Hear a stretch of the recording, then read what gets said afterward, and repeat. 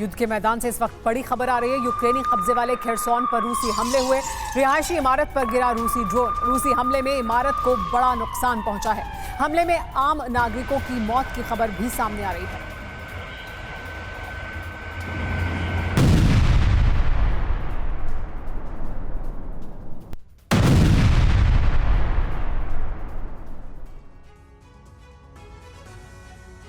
Ukraine के Avdiivka में तबाही और बर्बादी के आंकड़े ने बखमुत को भी पीछे छोड़ दिया है। यहां बखमुत से भी बड़ा संघार हुआ और अब बखमुत की तरह ही यहां रूस का कब्जा होने वाला है। हथियारों की भारी कमी और रूस के ताबड़तोड़ प्रहार ने यूक्रेन के सैनिकों को पीछे हटने पर मजबूर कर दिया है। रूस की सेना ने 3 तरफ से घेर कर यूक्रेनी फौज पर हमला किया, जिसकी वजह से यूक्रेनी फौज की सप्लाई लाइन भी कट गई। अब यूक्रेनी फौज वापस लौट रही है और ज़ेलेंस्की हार टालने के लिए नेटो देशों से जल्द हथियार देने की गुहार लगा रहे हैं।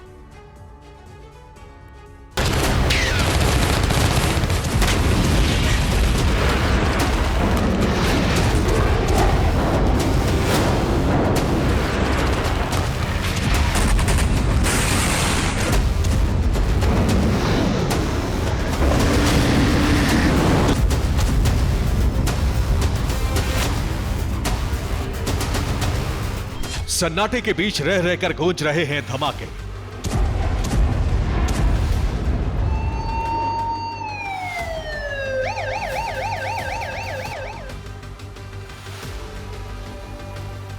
कभी फाइटर जेट की गड़गड़ाहट तो कभी टैंकों की आवाज।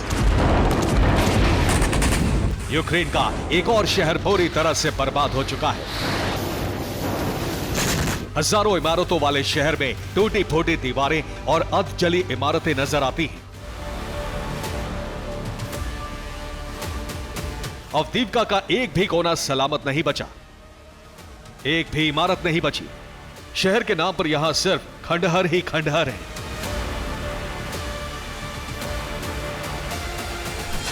एक भी इंच जमीन ऐसी नहीं जहां बारूद की कालिख नहीं दिखती हो। ये यूक्रेन का अवदीव्का है। तस्वीरें मारियोपोल और बाखमुत की याद दिला रही हैं। कहानी और अंजाम भी बहुत कुछ वैसा ही है। रूस की सेना अवदीव्का में जीत से चंद कदम दूर है। यूक्रेन के सैनिक अवदीव्का से हारकर वापस लौट रहे हैं। अवदीव्का में रहने वाले लोगों ने बहुत पहले इस शहर को छोड़ दिया था। अवदीव्का में अब कोई भी इलाका रहने लायक नहीं बचा है।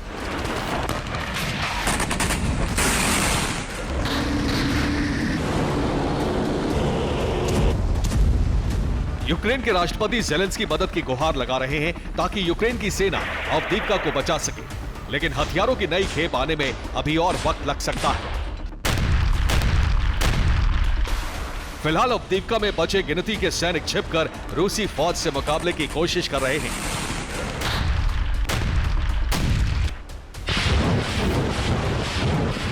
अमेरिकी मीडिया रिपोर्ट के मुताबिक यूक्रेन के सैनिक अवदीव्का से वापस लौट रहे हैं। हथियारों की कमी के चलते अवदीव्का में यूक्रेन कभी भी सरेंडर कर सकता है। रिपोर्ट के मुताबिक यूक्रेनी सैनिक अवदीव्का में चारों तरफ से घिर चुके हैं।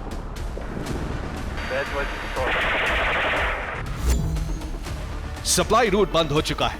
यूक्रेनी फौज तक ना गोला बारूद पहुंच रहा है और ना ही खाने पीने का सामान।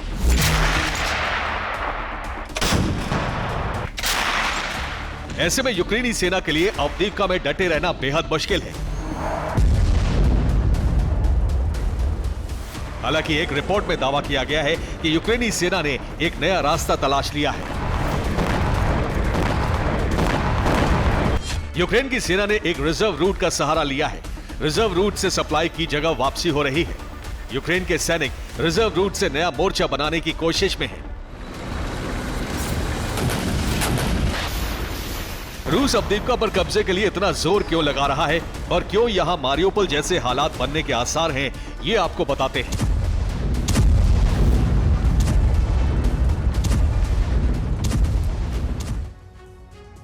अवदीव्का रणनीतिक तौर पर रूस के लिए बेहद अहम है। अवदीव्का को डोनेस्क की एंट्री कहा जाता है। रूस के कब्जे वाले डोनेस्क और अवदीव्का के बीच सिर्फ 15 किलोमीटर की दूरी है। ये डोनबास का औद्योगिक इलाका है और संपूर्ण डोनबास पर कब्जे के लिए अवदीव्का पर कब्जा जरूरी है। अवदिव्का में यूक्रेन ने सुरंग और बंकर का बड़ा जाल बिछाया हुआ है। यहीं से डोनेट्स्क पर गोलाबारी की जाती रही है। बंकर की वजह से ही रूस के सैनिकों के सामने यूक्रेन के सैनिक 5 महीने तक टिके रहे और अब बंकर में बड़ी तैनाती मानी जा रही है। यहाँ सोवियत काल की एक बहुत बड़ी फैक्ट्री है जहाँ केमिकल के साथ कई चीजें बनाई जाती हैं। केमिकल प्लांट के पास बेसमेंट है और इसीलिए कहा जा रहा है कि अवदिव्का में मारियोपोल जैसी जंग होगी, क्योंकि वहां भी अज़ोवस्ताल स्टील प्लांट में यूक्रेन के सैनिकों ने शरण ली थी।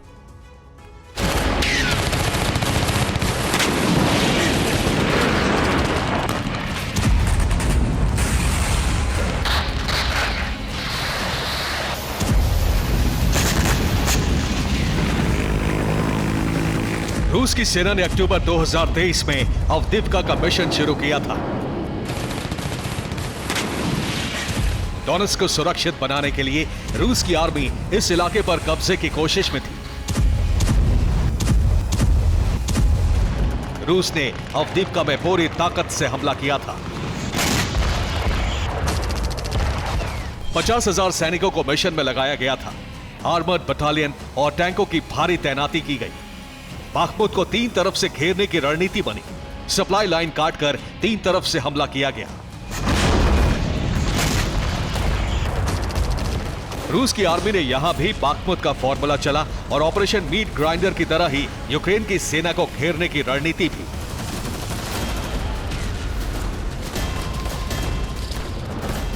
बाखमुत की तरह ही ताबड़तोड़ हमले से हर इमारत को तबाह कर दिया गया ताकि यूक्रेन के सैनिक कहीं छिप न सके। लेकिन अवदिव्का की जंग को जीतना बाखमुत की तरह आसान नहीं था।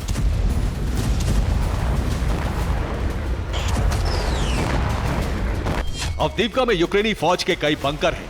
बंकर में हथियारों का बहुत बड़ा स्टॉक है। बंकर हवाई या आर्टिलरी प्रहार से सैनिकों की सुरक्षा करता है।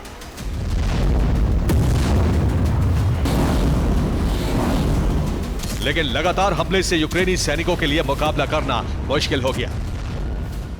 ये जेनिथ बेस की तस्वीरें हैं। यूक्रेन की फौज ने इस बेस को छोड़ दिया है और वापस लौट रही है। अब मुकाबले का आखिरी पॉइंट यहां मौजूद केमिकल फैक्ट्री और प्लांट बन सकता है। अवदिव्का पर हमले के लिए रूस ने 50,000 सैनिक तैनात किए थे, जबकि लगातार युद्ध से यूक्रेन के सैनिक थक चुके हैं और आर्टिलरी शेल की कमी ने यूक्रेन की फौज को और कमजोर बना दिया है। यूक्रेन की सेना और रूस की फौज के बीच कई जगहों पर स्ट्रीट फाइट चल रही है, लेकिन रूस के बॉम्बर्स के लगातार हमलों की वजह से यूक्रेनी फौज के लिए अवदिव्का में टिके रहना बेहद मुश्किल है।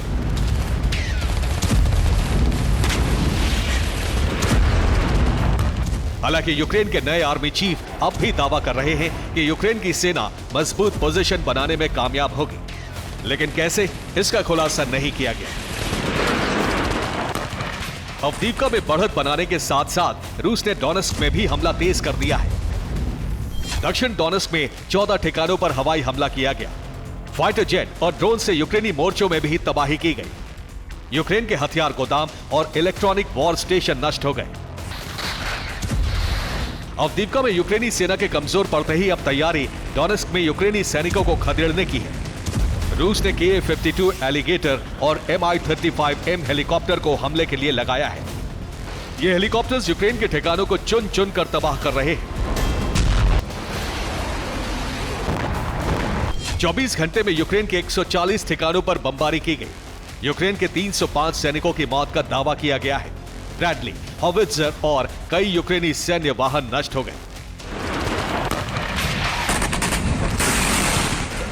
डोनेट्स्क पर रूस का पहले से कब्जा अब अवदिव्का पर कब्जे के बाद यूक्रेन डोनेट्स्क से और ज्यादा दूर हो जाएगा और रूस के पूरे डॉनबास पर कंट्रोल करने के मिशन में यह नई कामयाबी होगी।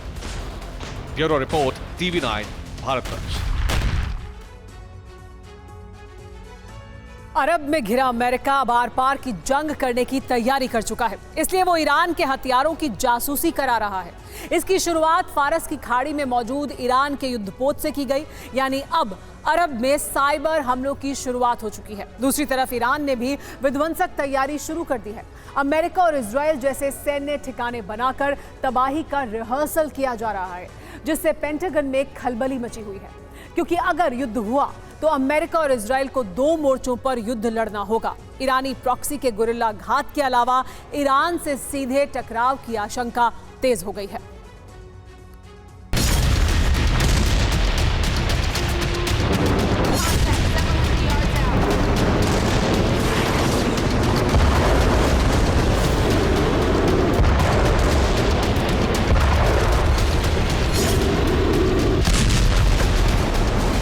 धधकते लाल सागर में युद्ध का दायरा लगातार बढ़ रहा है। अब जंग फारस की खाड़ी तक जा पहुंची है।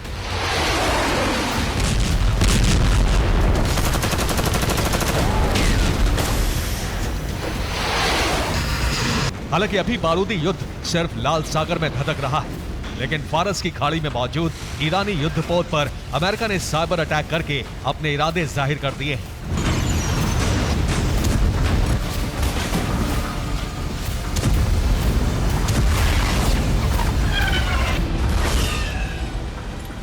ईरानी युद्धपोत पर साइबर अटैक करने के पीछे अमेरिका का मंसूबा, उसकी क्षमता और हथियारों के बारे में पता लगाना है। ईरानी शिप की जानकारी पेंटागन तक पहुंच गई है, जिसका इस्तेमाल ईरान पर हमले में किया जा सकता है।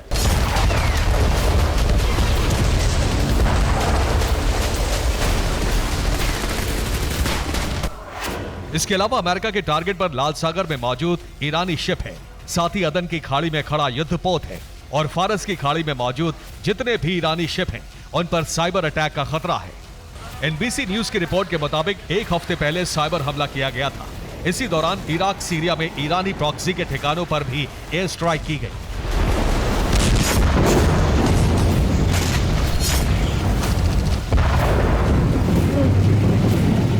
हालांकि अमेरिका की तरफ से इन हमलों पर कोई प्रतिक्रिया नहीं दी गई है, बल्कि उसने हूती ठिकानों पर हमले और बढ़ा दिए हैं।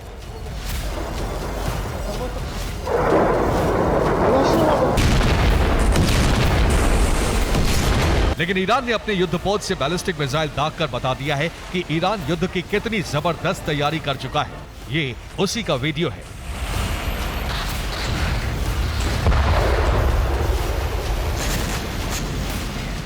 ईरान ने शाहिद महदवी एयरक्राफ्ट कैरियर से जुल्फागर क्लास बैलिस्टिक मिसाइल लॉन्च की, जिसने कुछ मिनट में मध्य ईरान के रेगिस्तान में टारगेट ध्वस्त कर दिया।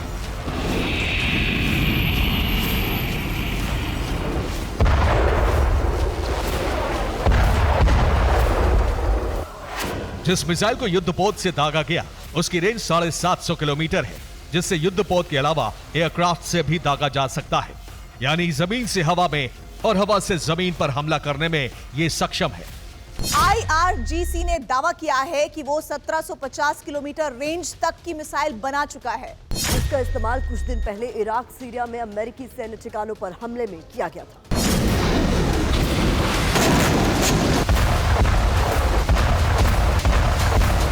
इस बारे में IRGC के chief commander major general Hossein Salami ने कहा है, ईरान की हाईटेक मिसाइल को लॉन्चिंग के बाद सेना को सौंप दिया जाएगा, जिससे वो दुनिया के किसी भी समंदर में मौजूद युद्धपोत पर हमले कर सकते हैं। पिछले कुछ सालों में खासतौर से अमेरिका के बैन के बावजूद ईरान ने तेजी से अपना मिसाइल प्रोग्राम आगे बढ़ाया है, जिसकी वजह से अरब में ईरान और अमेरिका में भीषण जंग की आशंका बढ़ गई है।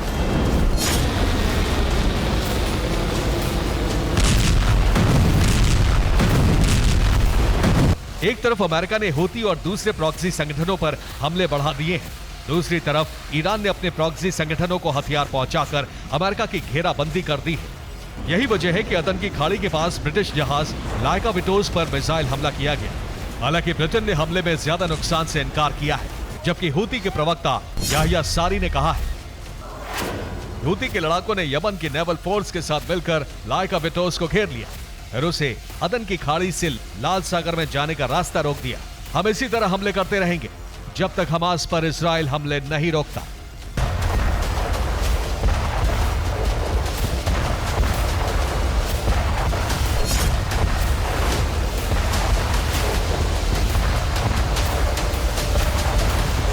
उधर हूती के खतरे को देखते हुए इजराइल भी लाल सागर और लेबनान बॉर्डर पर आक्रामक हो गया है। उसे जानकारी मिली है कि हिजबुल्लाह लड़ाके यमन पहुंच गए हैं।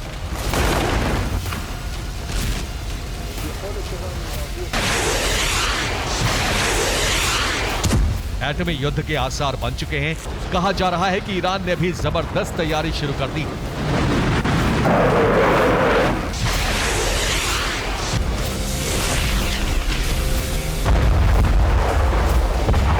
ईरान ने इजराइल के पामाचिम एयरबेस का डमी एयरबेस बनाकर उसे तबाह करने की ट्रेनिंग सैनिकों को दी।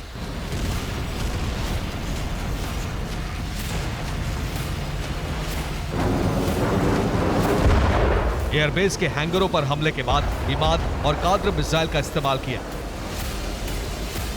पामाचिच एयरबेस इजराइल में एक खुफिया जगह पर बनाया गया है। हमले का रिहर्सल करके ईरान बताना चाह रहा है वो कहीं भी हमला कर सकता है। वैसे भी पेंटागन की रिपोर्ट से खुलासा हो चुका है कि ईरान के पास 1500 किलोमीटर से ज्यादा रेंज की मिसाइलें हैं। साथ ही उसके पास इतना यूरेनियम है कि वो हफ्ते भर में एटम बम बना सकता है।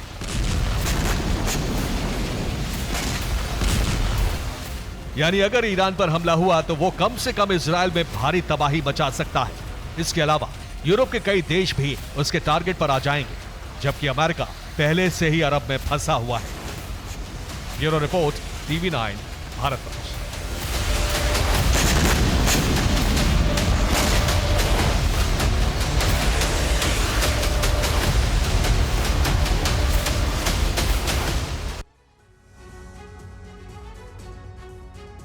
रूस के राष्ट्रपति व्लादिमीर पुतिन पर अपने विरोधियों की हत्या के आरोप लगते रहे हैं और अब अपने सबसे बड़े विरोधी की हत्या का नया आरोप लगा है। रूस के विपक्षी नेता अलेक्सी नवल्नी की आर्कटिक जेल में मौत हो गई। जेल प्रशासन के मुताबिक 16 फरवरी को टहलकर लौटे नवल्नी अचानक बेहोश हो गए। इससे पहले भी नवल्नी को मारने की कोशिश के आरोप रूस की सरकार पर लगते रहे हैं। चुनाव से पहले अपने सबसे बड़े विरोधी की हत्या के बाद दुनिया भर में पुतिन आलोचकों ने इस पर कड़ी प्रतिक्रिया जाहिर की है और रूस के भीतर भी इस घटना से आक्रोश है।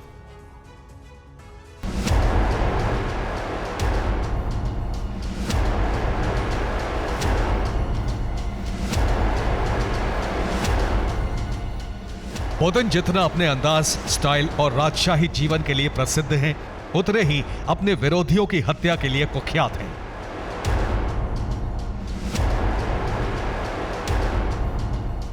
करीब 25 साल से रूस की सत्ता की बागडोर अपने हाथ में रखने वाले पुतिन पर अब अपने सबसे बड़े विरोधी की हत्या का आरोप लगा है। ये थे रूस के विपक्षी नेता और पुतिन के सबसे बड़े आलोचक अलेक्सी नवाल्नी। ये अलेक्सी नवाल्नी का आखिरी वीडियो है।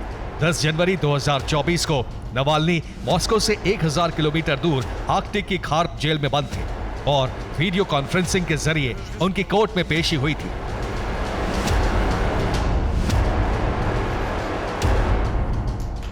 उस वक्त नवाल्नी ठीक दिख रहे थे, हाथ उठाकर कोर्ट को अभिवादन कर रहे थे। उनके चेहरे पर मुस्कुराहट थी। इसके बाद नवाल्नी को किसी ने नहीं देखा। जनवरी महीने में नवाल्नी का जेल ट्रांसफर कर दिया गया। नवाल्नी को याबोलो-नेनेत्स्की जेल में कैद कर दिया गया। जेल प्रशासन के मुताबिक 16 फरवरी को नवाल्नी टहल कर लौटे। टहलने के बाद अचानक बेहोश हो गए। डॉक्टर नवाल्नी की जान नहीं बचा पाए। मौत के कारणों की जांच की जा रही है। नवाल्नी की उम्र 47 साल थी। नवाल्नी 2021 में ही रूस लौटे थे और पुतिन के खिलाफ चुनाव लड़ने की तैयारी कर रहे थे, लेकिन कट्टरपंथ भड़काने के आरोप में उन्हें 19 साल की सजा दी गई।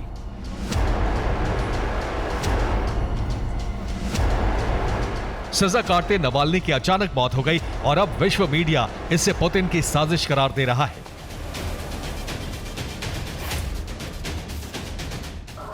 इससे पहले 2020 में उन्हें साइबेरिया में जहर देकर मारने की भी खबर सामने आई थी। हालांकि रूसी सरकार ने उन्हें मारने की कोशिशों से इनकार किया था। सरकार ने कहा था कि इस बात का कोई सबूत नहीं है। उन्हें नर्व एजेंट जहर देने की कोशिश की गई। इसके बाद जेल से नवाल्नी के गायब होने की भी अफवाह उड़ी थी।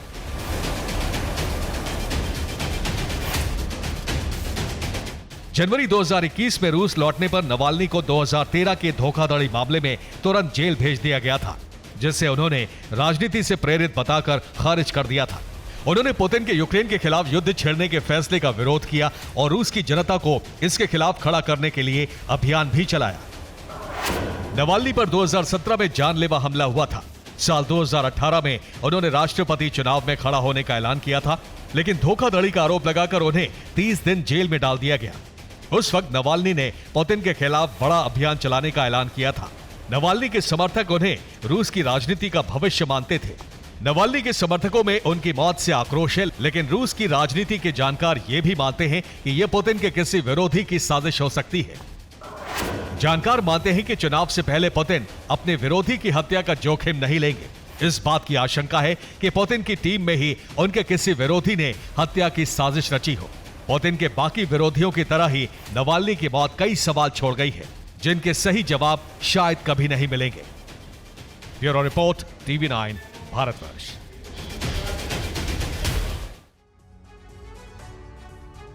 गाजा में अब आम लोगों का बचना करीब करीब असंभव हो गया है। गाजा एक ऐसा कैद खाना बन गया है जहां सिर्फ मौत मिलनी है। जान बचाने के लिए यहां से लोगों का भागना मुश्किल हो गया है। ऐसा इसलिए क्योंकि मिस्र राफा के पास मृत्यु दीवार बना रहा है। ये वो दीवार है जो नए नरसंहार का आधार बन सकती है। इसी के साथ इजरायली सेना के हमले तेज हो गए हैं। तो क्या अब हमास के साथ साथ गाजा का संपूर्ण सर्वनाश होने जा रहा है?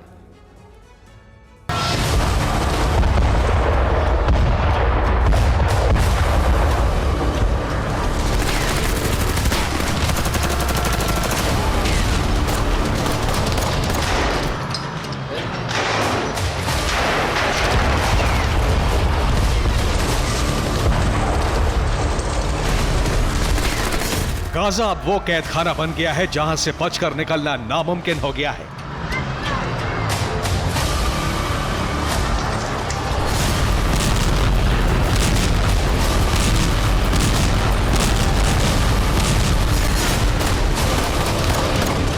गुरेज से राफा तक गाजा लॉक हो गया है। यहां जिंदा रहना मुश्किल हो गया है।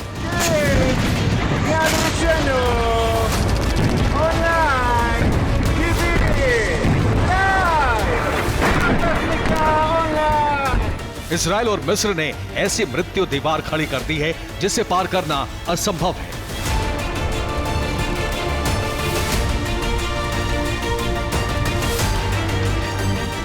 मिस्र ने गाजा के पास बफर जोन बनाना शुरू कर दिया है। राफा के पास मिस्र 5 मीटर ऊंची दीवार बना रहा है। ये दीवार गाजा की तरफ से घुसपैठ रोकने के लिए तैयार की जा रही है। इजराइल और हमास की जंग में अपनी जान बचाने के लिए गाजा से हजारों लोग मिस्र जा रहे थे, लेकिन अब मिस्र ने इस घुसपैठ को रोकने का फैसला कर लिया है। इसीलिए अब राफा के पास अभेद्य दीवार खड़ी की जा रही है।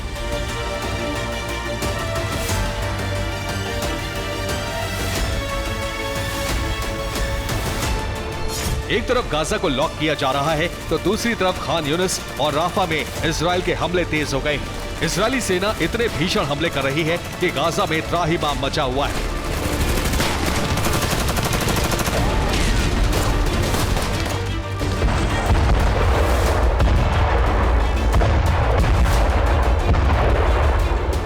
अल नसर अस्पताल में आईडीएफ ने कुछ इस तरह से धावा बोला।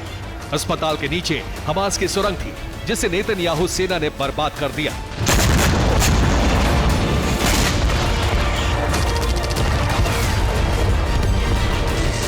इसी तरह इजराइल की ग्राउंड फोर्स जगह जगह विनाशक हमले कर रही है।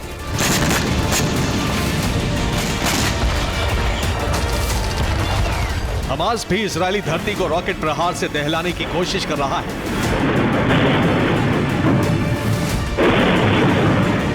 24 घंटे के अंदर हमास ने दर्जनों रॉकेट फायर किए। इजराइल ने इन रॉकेट हमलों को हवा में ही इंटरसेप्ट कर लिया।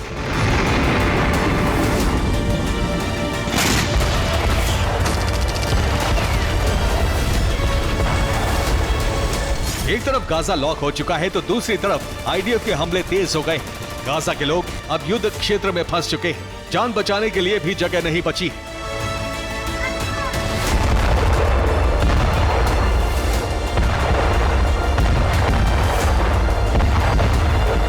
रिपोर्ट यह है कि हमास का गाजा चीफ याह्या सिनवार अपने परिवार के साथ गाजा छोड़कर भाग चुका है। सिनवार के गाजा छोड़ने की खबर जैसे ही आई, हमास पर गाजा के लोगों का गुस्सा फूट पड़ा। गाजा में याह्या सिनवार के विरोध में प्रदर्शन शुरू हो गए हैं। लोग कह रहे हैं कि सिनवार परिवार के साथ गाजा से निकल गया और हमें मरने के लिए छोड़ दिया। रिपोर्ट तो यह भी है कि सिनवार को 7 अक्टूबर के हमले के बाद यह अंदाजा नहीं था कि इजराइल इतनी बड़ी जंग छेड़ देगा। यही वजह है कि सिनवार ने इजराइल के हमलों से निपटने के लिए कोई तैयारी नहीं की थी। अब जब गाजा पूरी तरह से तबाह हो चुका है, तब सिनवार को हकीकत समझ में आ गई है।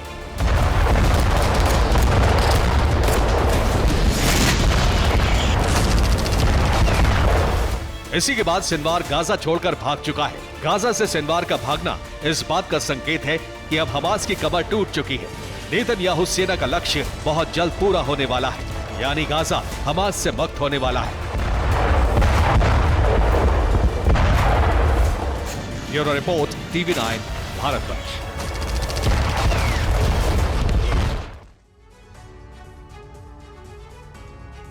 साउथ कोरिया को अपना सबसे बड़ा शत्रु बताने के साथ ही किम जोंग के बारूदी धमाके थम नहीं रहे हैं। अब किम ने अपनी एंटी शिप मिसाइल का टेस्ट किया है। विशेषज्ञों के मुताबिक किम जोंग लगातार अपनी सेना को वॉर मोड में रख रहा है और माना जा रहा है कि नॉर्थ कोरिया जल्द एक नए युद्ध की शुरुआत कर सकता है।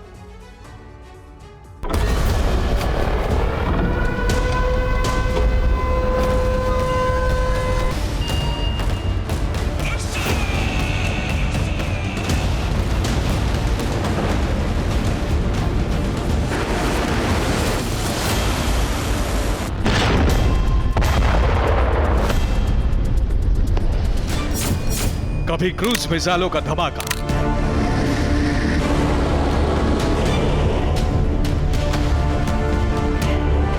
कभी बैलिस्टिक मिसाइलों की ताकत का प्रदर्शन।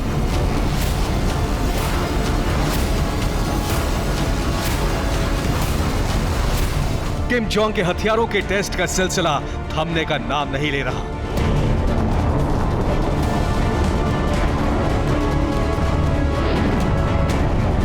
अभी MLRS से गाइडेड शेल का टेस्ट किया गया था।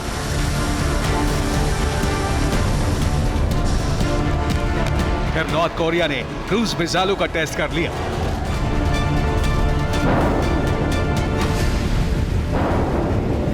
और अब शक्ति प्रदर्शन के सिलसिले को आगे बढ़ाते हुए किम ने एक एंटी शिप मिसाइल का परीक्षण किया है। किम जोंग की मिसाइल 1400 सेकंड तक हवा में रही। फिर मिसाइल ने समंदर में मौजूद डमी टारगेट को हिट किया।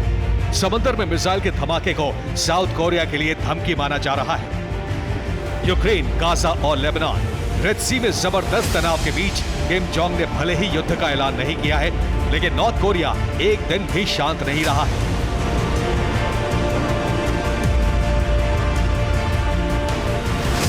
किम जोंग के इसी तेवर की वजह से अमेरिका समेत दुनिया के कई वॉर एक्सपर्ट्स नॉर्थ कोरिया को एक बड़ा खतरा मान रहे हैं।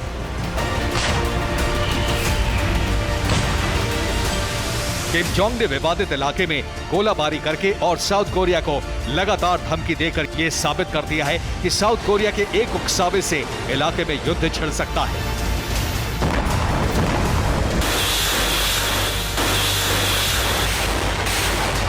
साउथ कोरिया ने भी जवाब देने की तैयारी शुरू कर दी है। ये देश फिर युद्धाभ्यास करने जा रहा है। साउथ कोरिया थाईलैंड में युद्धाभ्यास में हिस्सा लेगा। 26 फरवरी से 8 मार्च तक युद्धाभ्यास किया जाएगा। अमेरिका इस युद्धाभ्यास का नेतृत्व कर रहा है। साउथ कोरिया ने जब जब युद्धाभ्यास किया है, उस दौरान नॉर्थ कोरिया से मिसाइलों की गूंज जरूर बढ़ जाती है, लेकिन अमेरिका किम जोंग की धमकियों को नजरअंदाज कर साउथ कोरिया के साथ कई बार युद्धाभ्यास कर चुका है।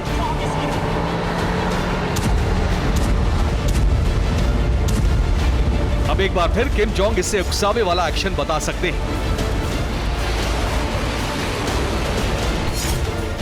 अमेरिका के साथ जापान भी नॉर्थ कोरिया को लेकर सतर्क है। थाईलैंड में समुद्र के बीच भी युद्धाभ्यास किया जा रहा है और इसके लिए साउथ कोरिया के नेवल बेस से 350 नौसैनिकों को रवाना किया गया था।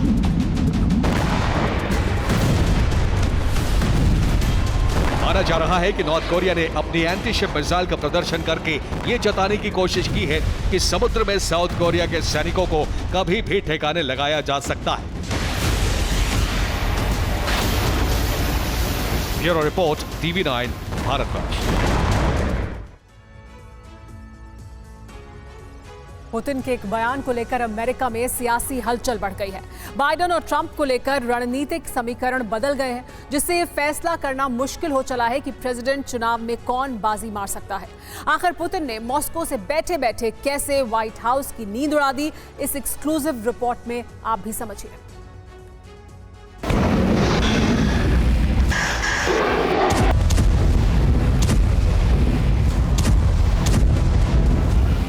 यूक्रेन में बम बरस रहे हैं। पुतिन यूक्रेन को तबाह करने पर आमादा है, जबकि अमेरिका यूक्रेन के सहारे पुतिन की बर्बादी के ख्वाब देख रहा है। इस सब के बीच पुतिन के एक बयान ने अमेरिका में बड़ा सियासी विस्फोट कर दिया है।